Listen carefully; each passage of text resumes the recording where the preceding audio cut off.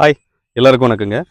இப்போ நான் மல்லாட்ட தோட்டத்தில் தான் இருக்கிறேன். இங்கே எதுக்காக வந்திருக்கிறேன் அப்படின்னா, நான் இதுக்கு முன்னாடி வேற ஒரு விதை போட்டிருந்தேன். என்ன அப்படின்னா, வேர்க்கடலை விதை, போண்டா விதை அப்படின்னு சொல்லுவாங்க. காய் போண்டா காய் அப்படின்னு சொல்லுவாங்க. காய் நல்லா பெருசு பெருசாக இருக்கும். அதுதான் போட்டிருந்தேன். சரி, இந்த முறை பார்த்தீங்கன்னா, பயிர் பண்ணுறதுக்கு வேற விதை மாற்றி போடலாம் அப்படின்னு சொல்லிட்டு விஆர்டி ரகம் வாங்கிட்டு போட்டேன். ஆனால் பார்த்தீங்கன்னா, எனக்கு வந்தது எந்த காய் அப்படின்னா, நிறைய நாட்டுக்காய் தாங்க இருக்கு. இதுல பாருங்க, சின்ன சின்ன சின்னதா நிறைய நாட்டுக்காய் இருக்குது.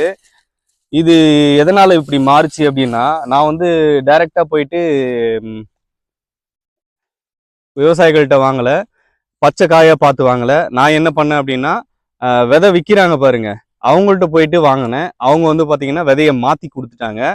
நான் விஆர்டி காய் அப்படின்னு சொல்லிட்டு வாங்கின்னு நினைச்சு விஆர்டி காய் அப்படின்னு தான் நினைச்சுக்கிட்டு போட்டேன். ஆனா பாத்தீங்கன்னா விதை பாத்தீங்கன்னா நாட்டுக்காய் விதைங்க. இதுல நான் என்ன சொல்ல வரேன் அப்படின்னா, நமக்கு ஒரு விதை தேவைப்படுது அப்படின்னா, நம்ம போய் நேரடியா பார்த்து ஒரு விவசாயியோ இல்ல நம்ம ஒரு மார்க்கெட்டுக்கோ போயிட்டு பச்சை காய் கொண்டு வராங்க பாருங்க, அவங்கள்ட்ட பாத்தீங்கன்னா காயை பார்த்து நம்ம எடுக்கணும். இந்த மாதிரி போயிட்டு நம்ம விதையா வாங்கணும் அப்படின்னா, அது உண்மையிலேயே அந்த காய் தானா அப்படின்னு சொல்லிட்டு நமக்கு தெரியாது.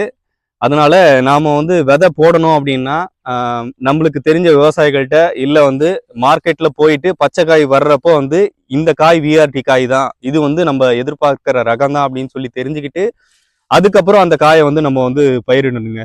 இந்த மாதிரி விதையா வாங்கிட்டு பயிரிட்டா இந்த நிலைமை தான். மீண்டும் அடுத்தது ஒரு வீடியோ பதிவில் சந்திப்போம். நன்றி, வணக்கம்.